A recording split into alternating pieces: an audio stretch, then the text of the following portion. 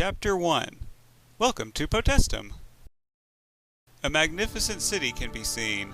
It has roads paved with stone and buildings made out of bricks and mortar covered with plaster. Many of them have open-air porches and courtyards supported by marble columns. The buildings have red shingled roofs and small square windows that are open and not covered with glass, but many of them can be closed with wooden shutters. The people walking the streets are clothed in dresses, tunics, and togas that range from short-sleeved to sleeveless and knee-length to ankle-length. Most of them have well-tanned skin and black or dark brown hair, although a few have light skin and hair.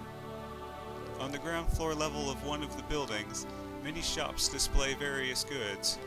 One of them is a pottery shop. A man stands behind a counter with finished pots lined up neatly on it. He has black hair, brown eyes, and wears a brown tunic. Behind him, a woman spins soft clay into a pot at a potter's wheel. She has black hair tied in a bun at the bottom of the back of her head, hazel eyes, and a white dress. This story is now being told from the woman's perspective. I glanced outside and noticed it was starting to get dark.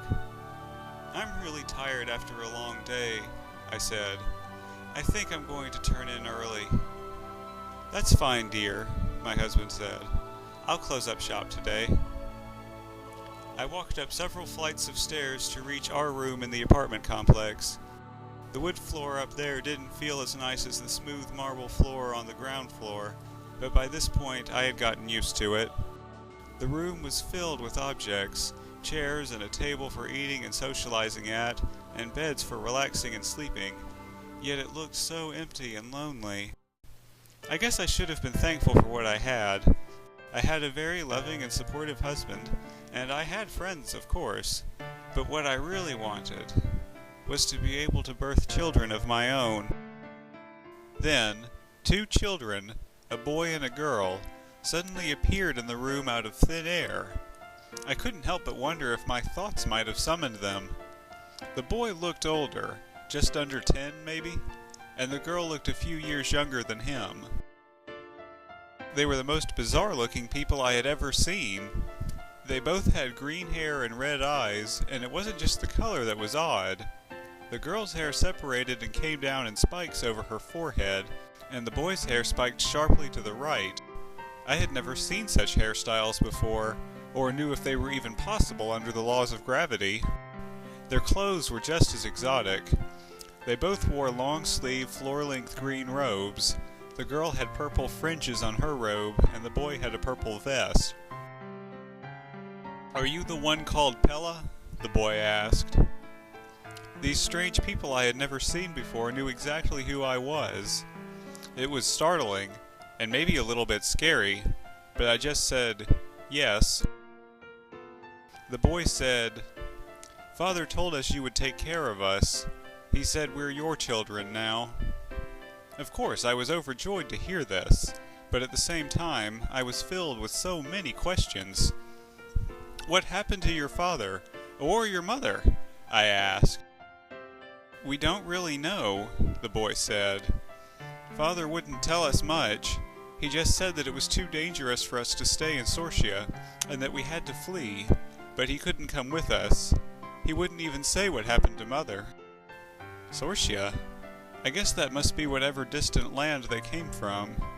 I still had a lot of questions, but all I could think of at that point was how happy I was. I finally had children of my own. Back on the ground floor, the man closes up the shop. This story is now being told from the man's perspective. I took the pots off the counter and set them on the floor so there wasn't any risk of them falling and breaking, and then I closed the front door so no one could walk in and steal our merchandise. I went up to join Pella in our room, but when I got there, I saw her and two strange-looking children I had never seen before. "Gallus," Pella said, "these are the children we have wanted for so long." I was shocked, to say the least. These children looked half-grown already. What happened to their parents? Did they really want us to raise them? And why were they wearing purple? Their appearance was very exotic, and I didn't know where they came from, but I knew that, here in Potestum, purple was a color of royalty, and any commoners caught wearing it could be put to death. Did we just adopt foreign royalty? Are all of you sure about this? I asked, still trying to take it all in. Yes, the foreign boy said. Father made it clear that we have no family now. He assured me you would take care of us, but if you won't, I don't know if anyone will. All right, I said reluctantly. I still wasn't sure about this, but Pella and I had wanted children of our own for a long time, and I didn't have the heart to just turn these orphans out onto the street. So, what are your names? I asked. I am Zolin, the boy said, and this is my younger sister, Zara. A few months later. Gallus, Pella, Zolin, and Zara walk through the streets of the city. Zolin and Zara now have traded the traditional clothing of their people for Protestant tunics. Green, of course. This story is now being told from Zolin's perspective. We finally got a day off to enjoy ourselves. New mother and father said this holiday was dedicated to a Protestant hero known as Philos the Great. I was starting to learn about their history and culture, but there was still a lot I didn't know. Who was Philos the Great? I asked. Philos, new father said, was the one who founded our great empire. Before him, the land now known as Protestum was little more than a collection of independent city-states. He was the one who united our divided peoples into one. After uniting the city-states, he named his new empire Protestum as a symbol of his power and authority. And he didn't just unite us, he truly raised us to greatness. He built roads, schools, and clinics. Under him, our people knew luxury like they had never known before. And it was this very luxury that Philos' son and successor, Philos II, struggled with. Many people forgot the meaning of humility.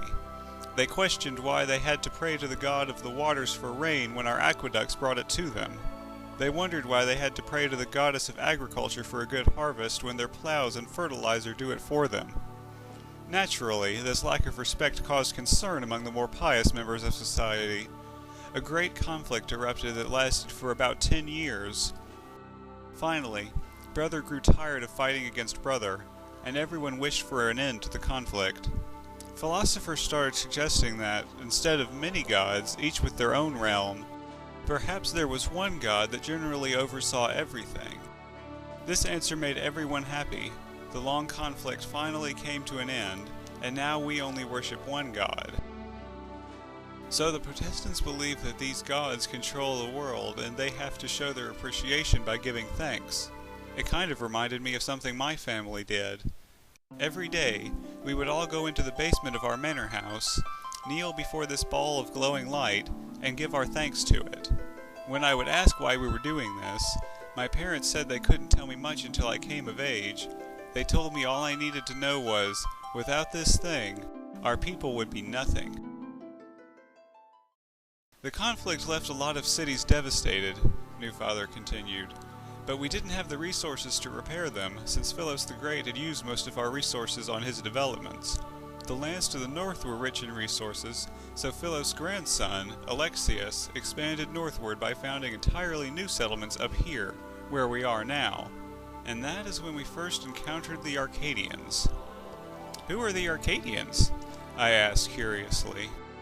Well, new father said, they aren't actually Arcadians.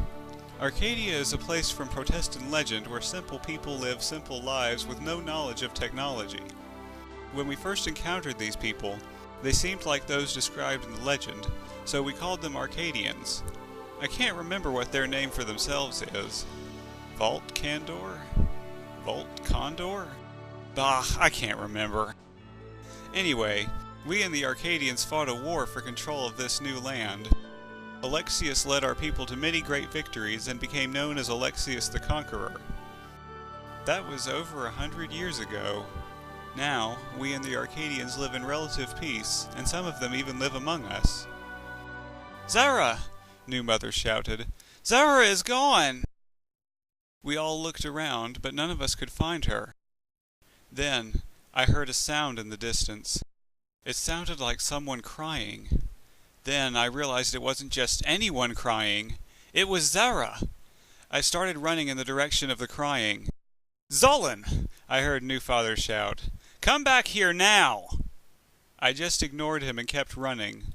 Something had happened to Zara, and it was up to me to help her. I could still remember Father's last words before he cast the teleportation spell on us. He told me I was the only family she had now, and it was up to me to keep her safe. Finally, I found her sitting in the middle of a street, crying.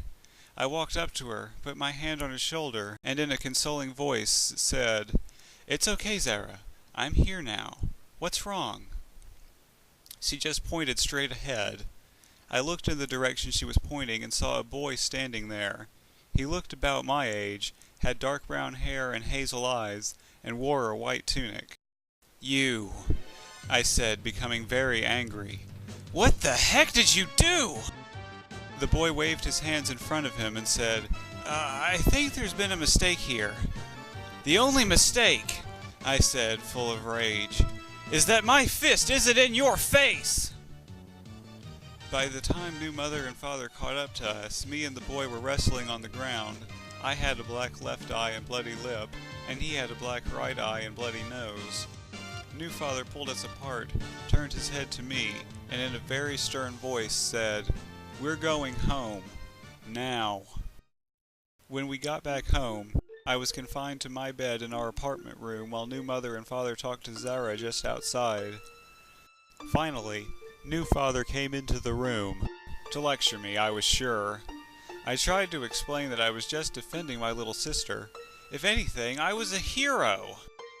"I know exactly what happened," New Father said. "Zara told us everything. All the boy did was make fun of her hair. Even she thinks she might have overreacted. But you rushed in and started beating him before you even knew what happened. Is that how a hero acts?" I didn't say anything. What he said made sense, but I was too stubborn to admit it. "Look," New Father said, "I know you think you were doing the right thing, but how can you know what the right thing is if you don't even have all the facts first? If you had just talked to Zara and the boy, you could have made everything better and never would have had to get physical. If you keep blindly rushing into situations and acting without thinking, you're just going to get into trouble, just like you did today. Zara said it really upset her seeing you get hurt. If you were trying to make her feel better, you did a damn good job of it." "Okay," I said, frustrated. "I won't act without thinking ever again." "We'll see," New Father said, leaving the room. I just lay back on my bed for a while. After some time, Zara entered the room. I sat up as she entered. She walked up to me quickly and wrapped her arms around me. "I'm sorry you had to get hurt for me," she said. "Don't blame yourself," I replied. "I'm the one that started throwing punches. It was my fault, really." Then 2 people entered the room. One of them was a girl I had never seen before. She looked a little bit older than me, was light-skinned, wore a light blue dress, and had braided yellow hair and green eyes. The other person was the boy from before. "You again?" I said. "Have you come to torment us some more?"